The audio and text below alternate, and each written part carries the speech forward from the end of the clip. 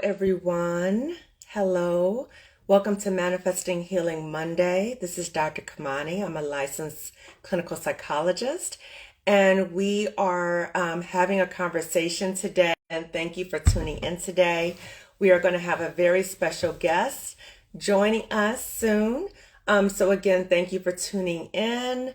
I see people starting to tune in right now. My glasses are getting a little foggy. Rushing, trying to get to this IG Live on time, as I'm sure we are all rushing during this time. So again, my name is Dr. Kamani.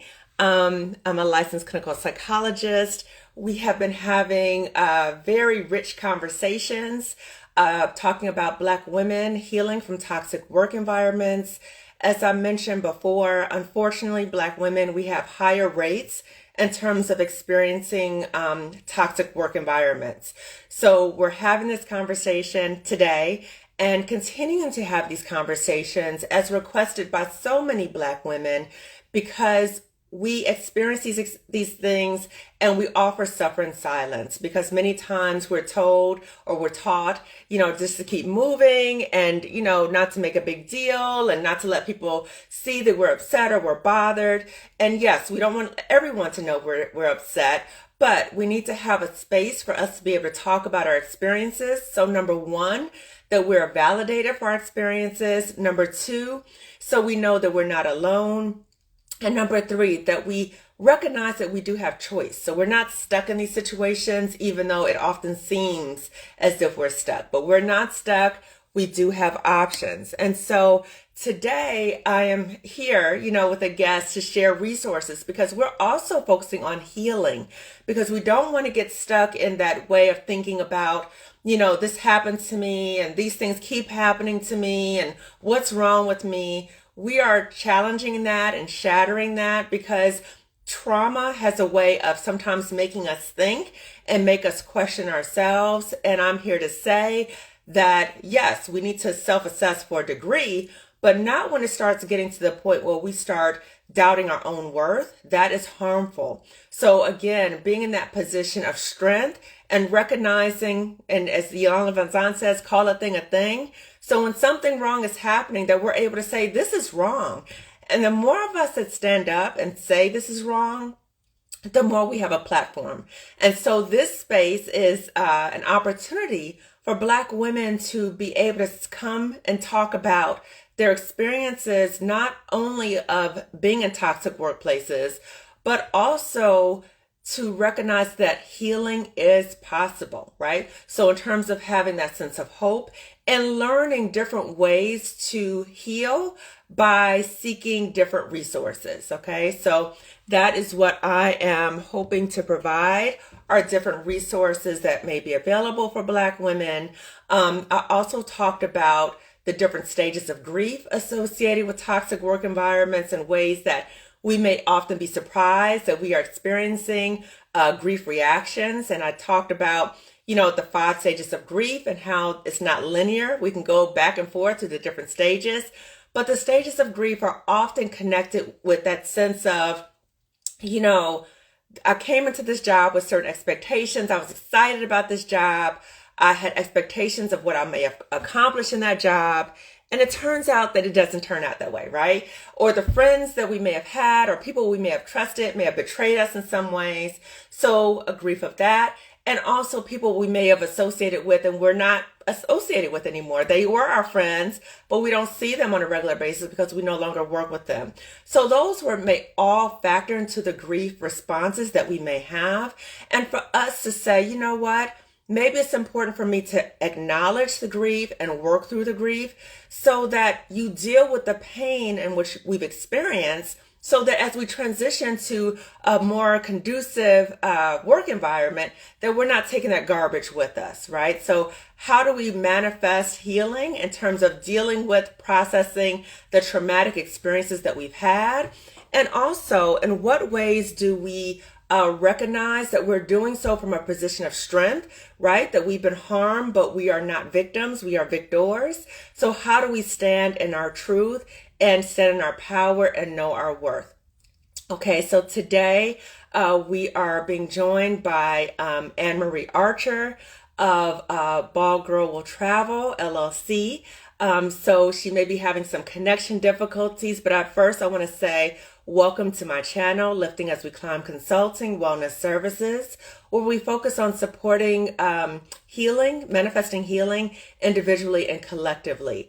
I've talked about, and I'll share also, that I have a job coaching program for Black women who are interested in leaving toxic work environments.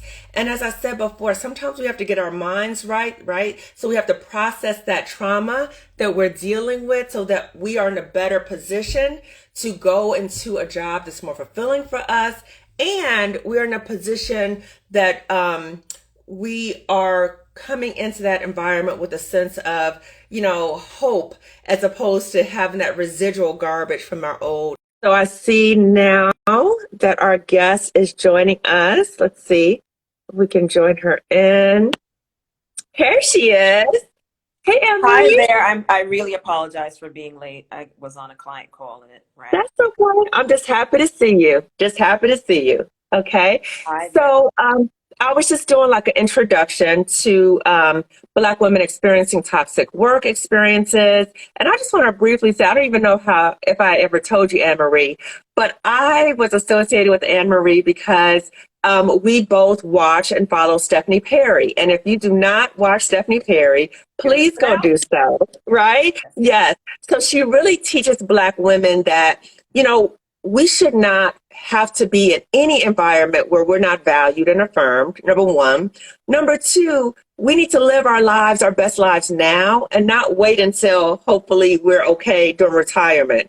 And, how do we look at different options? So I just appreciate Stephanie, and I was participating in Stephanie's YouTube challenge, and she said, hey, you should reach out to Anne Marie, to talk to Black women about when they're leaving toxic work environments, not only that they know about options in terms of career-wise, but options with their money and benefits, which is so important.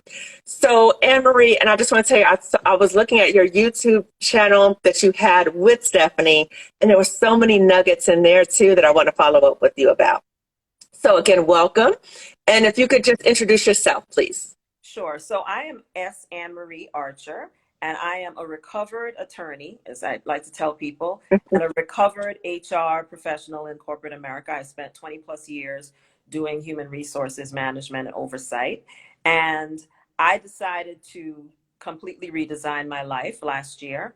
And I left the United States, left my corporate job, packed up everything, sold my house, and I live in central Mexico now, and I couldn't be happier.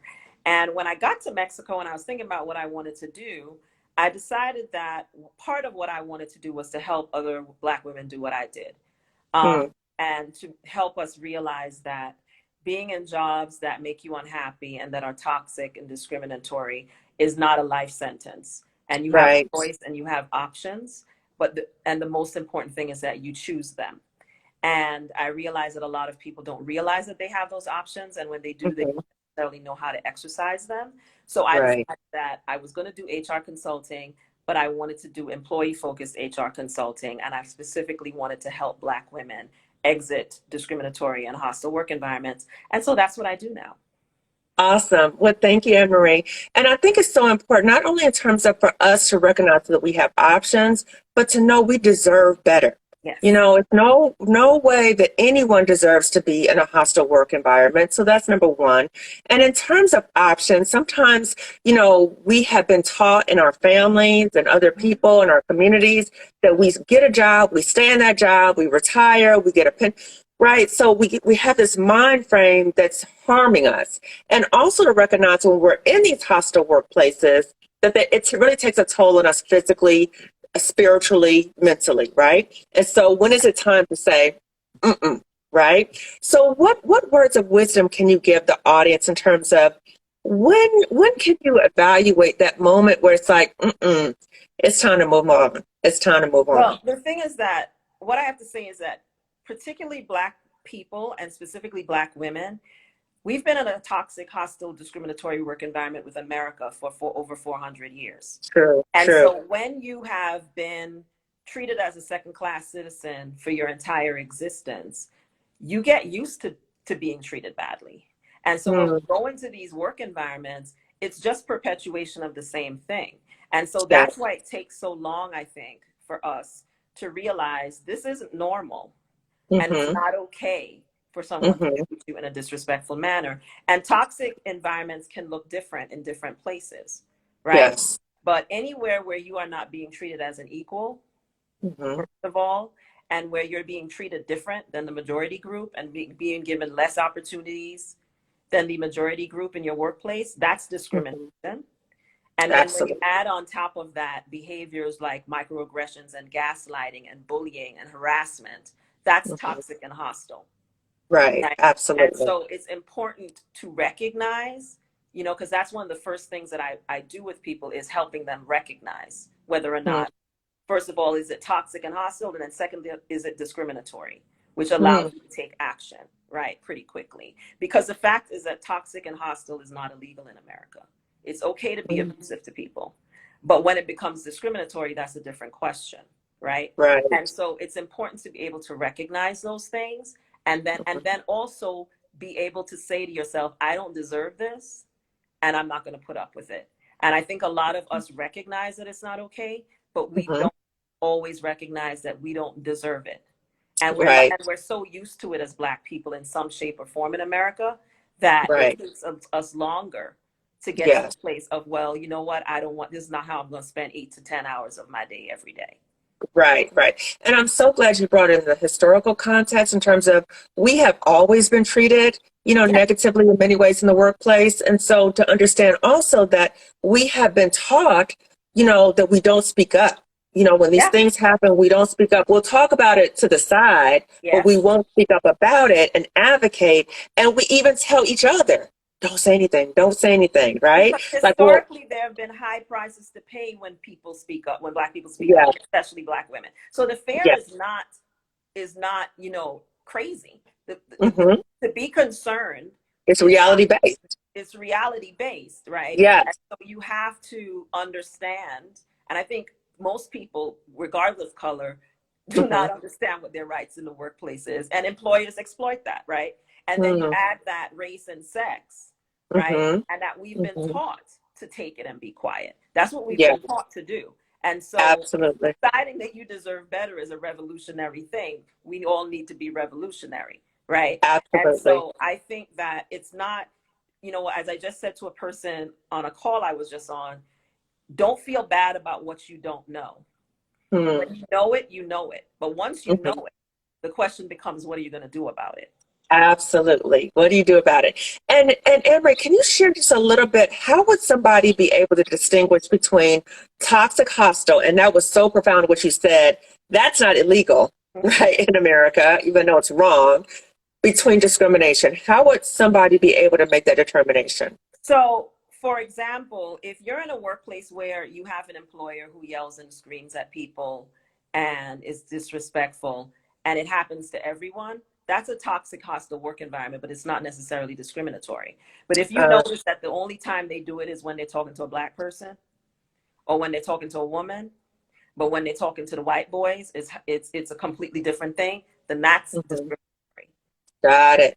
Got it. Got it. And you said something during your YouTube with Stephanie, and you talked about the issue of fear. And Mm-hmm. I see that so much with Black women. I know I struggle with that. Sometimes we recognize something's toxic, it's not good for us, it's time to move on. But fear always comes in the way. And you talked so beautifully about confronting your fear courageously. Can you talk a little bit about Well, that? I think that's so important.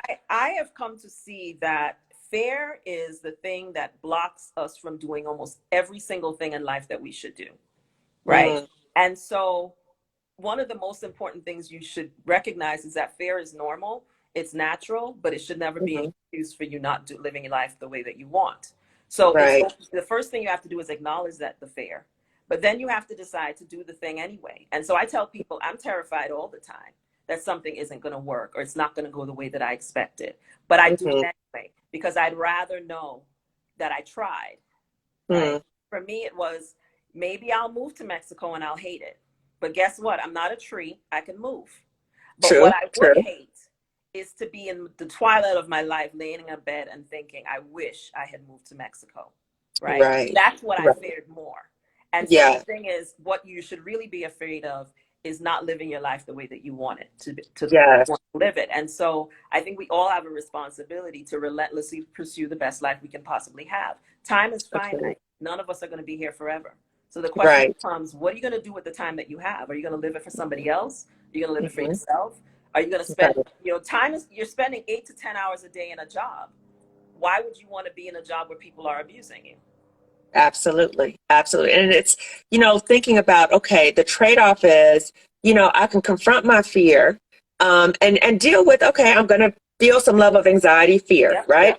As opposed to, do I want to live a life of misery, wake up in dread, feeling unfulfilled? So I think the fear kind of weighs out. And Yes, so it's yes. important for us to kind of keep that in mind. So I'm wondering, Emery, if you could share with Black women a little bit about your services and how you really help Black women, or you help people as they're transitioning out of the workplace to make sure that they get what they deserve in terms of what is owed to them. So what I do with my clients, and I like that you said Black women, because look here, I love Black women, and I'm happy to help anybody that comes to me. And I have people of every color, disability, and so on that come talk to me. But I Hmm. love helping Black women get out of bad Yes, workplaces. It's why I yes, do what I do. Y'all are my people. I'm your people. It's what I love doing. So I don't have any problem saying that's my niche. That's who I created what I do for. But I'm happy to help anybody, because this, if I always tell people, if they'll do it to us, they'll do it to you too. They'll eventually get around to you too. So right. I'm not You may be surprised that lighter this down is the line, happening to right? you, because if someone feels free to do it to someone who's disabled, someone who's Black, to women, then eventually they'll come around to you because you're old, Right, because discrimination is discrimination, and that's how it yeah, works, right? right. But what I usually do with my clients is I help them to document, report, and then take the steps necessary to negotiate their way out of bad work environments. And what I find a lot of times is that people will recognize that they're in a bad situation, but they're Mm-hmm. not sure, like, whether it's something that they can take action with.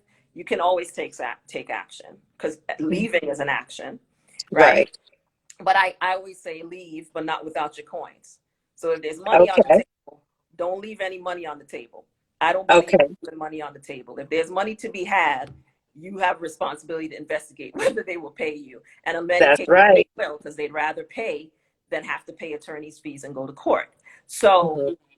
I help people do what they can without having to pay a lawyer $10,000 retainer and do all of these things, and you end up settling with the employer anyway. So I Hmm. try to work with people to get them to the table to get a severance and a separation agreement without having to do any of those things. And you would be surprised, because if you don't work in HR, you don't know. Employers do it all the time, but people just don't know about it. The whole point of it is for it to be confidential. So other Hmm. people don't know that when Beth retired that time, she actually didn't retire. She got a check.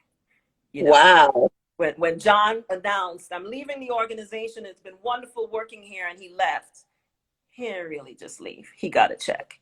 But people Uh, don't know that, right? And right. so what I do is try to help people that look like me as much as possible, as well as others, get a check if they deserve it. Yes. Absolutely, right? You put the time in, you deserve it. And Yeah. so it's so incredible to know that there are options in terms of how to get those resources that are owed to us. And Anne Marie, how would people contact you if they're interested in following up with your services? Sure. I have a new website. It's called the Anti-HR Lady, Anti-HR HR Lady. And you can find me at theanti-HR-hrlady.com. And you can email me at info@theanti-HR-hrlady.com. If you have questions or you want to book a discovery call with me, you can do that on the website, or you can contact me. And I'm always happy to talk to people. I think people always walk away, whether they work with me as a client or not, they always walk away with information when they talk to me on a discovery call. So Yeah, I want people to have enough information to proceed, whether they decide to work with me or not. So I do right, minute discovery calls. So if you want to talk to me, you think you're in a hostile work environment, but you're not sure, you think your employer is doing something, but you're not sure, I'm happy to talk to you. I also do things like help people Talk to their HR, their manager about how to get a promotion that they feel that they deserve. Or if you have been doing all this extra work and not being getting paid and you're not sure whether you Mhm. have how to talk to HR about it. I basically want to provide employee focused HR support because unfortunately, human resources departments exist to protect the organization, not the Right, employee. And right. I always say HR is not your enemy, but they're not your friend. But you need a friend. And so I'm Hmm. going to be your friend. And I'm going to give Right. you all the information that you need so that you know how to navigate HR in a way that's going to help you, whether you want to leave or you want to stay, whatever Hmm. it is that you need, that is what I do. Yeah. So you're like the empowered background friend behind us, I'm giving your us the HR tools lady. to, I'm your yes, HR lady instead of your. yes. Yes. So it's like you have the HR, you have the attorney background. So we have the language of what to use because sometimes people will say things and distract, and we're like, well, I don't know what that means. And we just want to move on. And Exactly. so saying, no, this is what I'm owed and these are my rights. So, Right. Amber, I'm wondering if you could also talk a little bit because I find your journey so fascinating in terms of how you ended up in Mexico and how you support Black women in terms of that transition as well. So I ended up in Mexico because Mexico was open, right? So this was in the middle of COVID. And really, I came down to Mexico to kind of get away because my mother had died. And then 6 weeks later, my nephew died. And I really wanted to get away and just spend some time by myself. And Mhm. I decided to go to Mexico. And just after my nephew died, I did the Exodus Summit. And everyone was talking about like where's open. And they're like, Mexico's open. So I was like, well, I'll go down to Mexico and think a little bit more about what I wanted to do, like Hmm. what I wanted to do, because I knew I wanted to change Mhm. how I was living and what I was doing. And then I Yeah. got to Mexico and I just loved it and was like, Wow. maybe I could be here. Maybe I could live here. And so, we were all remote working. And so I decided to take advantage of remote work and work from Mhm. Mexico for a while. And so I'd use that time to travel around Mexico, got Mhm. to San Miguel de Allende, absolutely loved it, and said, you know what, I think I'm going to move to Mexico. And I did. And the Wow. most important takeaway that I like people to have is I didn't dawdle because life is too short. And that was the one thing I learned is that I Mhm. decided I wanted to do something. I figured Mhm. out how I was going to do it. And then I did it. Mhm. It wasn't like I'm going to do it in 5 years because you don't know where you're going to be in 5 years. You don't even know That's if you're going true. to be here in 5 years. So I That's really true. encourage people to figure out what they want to do, whatever it is, Mhm. and then do Yes. it. Don't kick Yes. the can down the road and I'm going to do it when I'm this and I'm going to do it when I'm that. Do what you want to do for yourself right away. Right. Um, Exactly. but I moved here. I figured out that it was not going to be a hard place for me to work from. It's right next door. The time difference is not that different from the U.S., so it's pretty Mhm. easy place to transition to. It's very Mhm. different from the United States, but Mhm. for me, for the majority of the differences are great differences. I can say my quality of life is exponentially better. Um, Exponentially. Wow. exponentially better. And so I really love being here. I feel very grateful every day to be able to live here. Um, Mhm. and I don't expect every person is going to want to pack up and move to another country. But if you've ever thought about doing it, I highly recommend Mexico and I highly recommend doing it, period. Let me ask you a question. So you talked before, and I heard you say this before, but I would love for you to share with the audience. What's the difference between being a Black woman in a different country as opposed to being a Black woman in America? You talked about even when the plane lands, right? How you Okay. have a different experience. Um, well, as I said to someone today, and I don't know if this is what you mean, I feel that being a Black woman anywhere but America allows me to exercise all of my American privilege in a way that I do not get to exercise it in America. And Wow. so when I'm outside of the US and especially in Mexico, I don't walk around. There's a burden. And I feel there's a tightness in my chest every time I go through customs in the United States and they say, welcome back. So, and when I come back to Mexico, I don't feel that. And I've had other friends come to visit me and say the same thing because Mm, you're very aware that nobody cares what you look like. To them, you're just American, a really right. beautiful American, but American. right? Right. And so they're not interested and they don't really care. And I'm not saying there's no racism in Mexico, because I Hmm. would say that. There's Hmm. anti-blackness everywhere, Hmm. but the way that they think about those things is so different from us. And it's Yeah. just, and so when I'm here, I don't have to deal with those kinds of things. Yes. They just look at me as American, Right. right? Right. And so I that's what the things that I deal with are more to do with whether I'm American or not, and not Yeah. anything else. And it's a really nice it's a really nice thing to experience. Right. So you talked about like your humanity is valued, Yeah. and you also talked about how you feel safer in other Oh my countries. God, I feel much Particularly with safer. other like when law enforcement is around and they might I have feel like a big so much gun. safer in Mexico. It's like, Right. and I know people are surprised to hear that, but the thing is that I'm not engaged in any illegal activities. So I live here. Nobody bothers me. When you see the police, especially where I live, I don't feel stressed. And sometimes they have big old guns. They were having some kind of parade the other day when they're on the horses and all the guns and stuff. But it just didn't make me feel unsafe. You know what I Yes. mean? And they're not paying any attention to me in any kind of Right. way. You know what I mean? Right. And I walk home at night. I never feel like anything is going to happen to me. I go to Mm. Costco. Yes, we have Costco here. I go to Home Depot, and I don't feel like anybody's going to pull out an AR-15 and start shooting everybody. And Wow. so the kinds of things that I had stopped doing, I had Mm. had started actively avoiding doing certain things, going to Costco, going to certain places. I was always Mhm. having stuff delivered, because every time you turn around in America, Yeah. it's so random. Somebody just has a bad day and starts killing Right. everybody.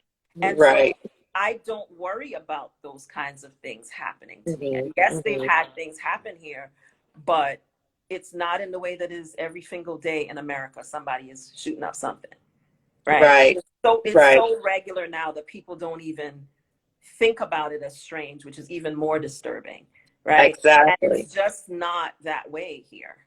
It's just not. Wow. Wow.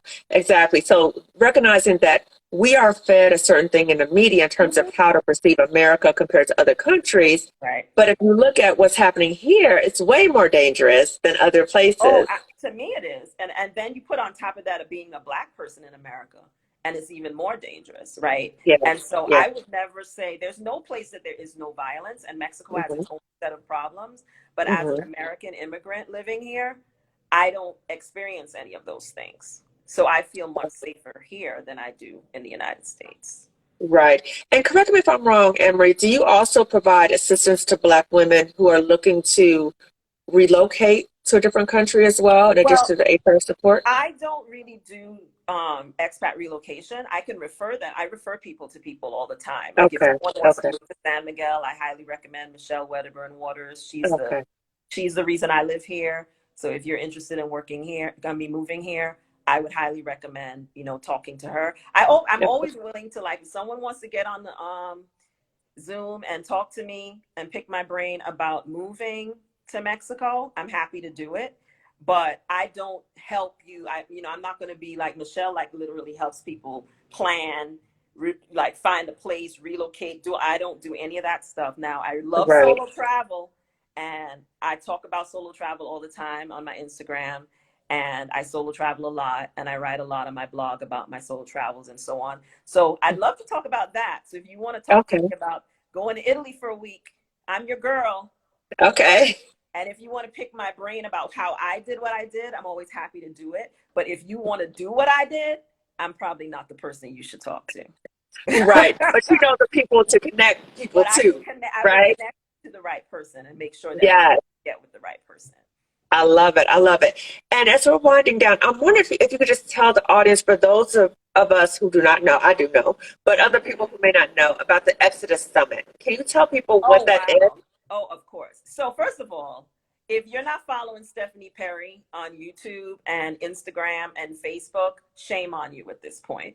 Um, but Stephanie Perry and Rashida Dow, who I also recommend that you follow, created this summit called the Exodus Summit, which is a conference, a virtual conference for Black women who want to relocate abroad, whether it's permanently or semi-permanently. Mhm. And they provide a lot of resources, information about how to do it, whether you want to come to Mexico or you want to go somewhere else. They provide a lot of information and inspiration for Mhm. Black women who just want to do their lives differently. Stephanie Mhm. always says Black excellence is killing Black women and Black people, and I believe it to be true. Mhm. And that she wants Black women to live a life of ease, and I believe in that too. I believe in all of those things, and in doing as little as possible. And they help you to do that. And to, Stephanie teaches people how to become house sitters so that they can travel around the world and not pay for their accommodations. I actually have hosted several house sitters here in Black women as house sitters here in San Miguel. So I think it's an incredible resource if you're at all interested. They have a Facebook group. So if you're interested, I would highly recommend that you join it. But I will Mhm. honestly say I wouldn't be here if it wasn't for the Exodus Summit. So I highly Right. recommend it. Right. And that's an example of a Black woman reaching out to other Black women and really helping us in terms of live a more fulfilling life Yes. and letting us know that there's so much better, right? We get to a Yes. certain age and we're like, is this it? Like, I know there's something better for No, me. it's not. It gets better, but you have to choose for it to get better. And that's the Yeah. thing. We all have to Yeah. choose for it to be better. But, I just wrote a blog post about the fact that I believe that life actually may very well begin after 40 and at 50, honestly. But it depends on what kind of life you want. And so you have Sure. to choose, and people are always like, well, how do you do those things? And you can do a lot of things and it doesn't have to be expensive if Yeah. you know how to do it. I try to take a solo travel trip at least every 3 months, right? But I'm always Wow. looking for cheap tickets. So if I'm That's going great. somewhere, I figure out how to go for as little as possible, especially the plane. But Right. I want to see the world. There's so Yes. much world to see, and so I want Yeah. to see the world, and you have to decide what your priorities are. And so for Yeah. me, my priority is peace and joy. Travel brings me joy, so that's what I'm doing. Other people, it might Exactly. be something else, but what I would just say is whatever it is for you, then you need to go after that. You need to find it. Yes, agreed, agreed. So, Amory, I want to thank you so much for joining today and really providing our audience with seeing other ways, seeing other options, right? And knowing about, again, learn to be able to distinguish between hostile and toxic work environment and discrimination, ways to get your money and whatever's owed to you when you're transitioning out of a job. Yeah, And to remind all of us, particularly as Black women, that we deserve so much better we and do. there is so much better, but we have to take the action, like you're saying, There right? is So better, we and the can't fact just think it's going to be better. there is better. There really is, and I always tell people, a half a year's pay or 12 months of your pay can go very far in Bali and Mexico. So, you may think I can't move abroad and I can't do these Mhm. things because I don't have any money. Well, Right. that boss that's harassing you and bullying you at work may be your ticket to wherever it is that you want to go. So Exactly. just remember that, and you might want to send them flowers by the time it's all over. So when you're sitting on the Say beach thank somewhere, you. thank them for being an ass and Right. harassing you and discriminating against you at work. Those Right. people have made your life exponentially better because you knew how to leverage that for your good. So everything Yeah. that's bad, most of the time you can turn a lemon into lemonade. So you Yes. just have to know how to take that lemon of a job and turn it into lemonade. And the key thing Mhm. is you should leave, but not without your coins. That's right. Now without your coins. So, Anne-Marie, just to remind us again how the audience will get in contact with you. You can check me out at www.theantihr-hrlady.com. And you can follow me at the anti-HR _HR _lady on Instagram if you're Awesome. interested in my HR services. And if you just want to follow my travel all around, you can follow me at Bald Girl Will Travel on YouTube, on Instagram, and online. Awesome. Thank you, Emery. I so appreciate you taking the time to join us from Mexico and just to share your words of wisdom with us. I want to thank the audience for tuning in. I'll be back again next Monday with another. Actually, Stephanie Perry is going to be my guest Yay! next week. That would be Yes. awesome. It was so Yes. nice of you to ask me, and I really enjoyed it. Thank you so much for having me. Awesome, awesome. And I just want to tell the audience also, please turn in on Monday, next Monday, to see Stephanie Perry. We've been talking about her extensively, but I just really want you to know more about her as well in terms of other options. And then again, I want to just ask everyone to please tune into my YouTube channel, Lifting As We Climb Consulting Wellness Services. Please subscribe and turn on the notification bell. And also, as a reminder, I do have a job coaching program for Black women. So Anne-Marie talks to you about my job coaching program, really focused on for Black women. How do we manifest healing as we're going to another environment, right? So we don't take all that garbage with us as we're going someplace else. Yep. So again, I want to thank everyone for tuning in. Thank you again, Anne-Marie, and have a good rest of your day, everyone. Thank you. Okay, bye-bye. Bye-bye.